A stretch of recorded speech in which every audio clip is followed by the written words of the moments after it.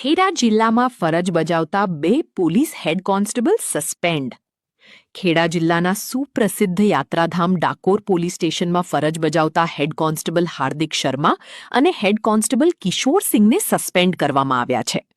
ગત 17 તારીખે ગાંધીનગર વિજિલન્સ દ્વારા ડાકોર પોલીસ સ્ટેશન હદ વિસ્તારમાં આવેલા સીમલજ ગામે રેડ કરવામાં આવી હતી.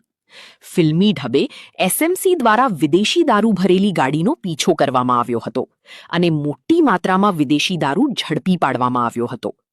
વિજિલન્સ દ્વારા ગાડીનો પીછો કરવામાં આવતા ચાલકે ગાડી સીમલજની પ્રાથમિક શાળામાં ઘુસાડી દીધી હતી. એસએમસી દ્વારા એક સ્વિફ્ટ અને એક ઇકો ગાડીમાંથી મોટી માત્રામાં વિદેશી દારૂ જપ્ત કરવામાં આવ્યો હતો. તપાસ દરમિયાન સામે આવ્યું કે આ વિદેશી દારૂ સીમલજમાં રહેતા બુટલેગર મહેશ વાઘેલાનો હતો. આ સમગ્ર મામલે બાતમી મેળવવામાં નિષ્ફળતા બદલ રાજ્યના ડીજીપી દ્વારા ડી સ્ટાફના હેડ કોન્સ્ટેબલ હાર્દિક શર્મા અને બીટ જમાદાર કિશોર સિંઘ સામે કાર્યવાહી કરવામાં આવી છે.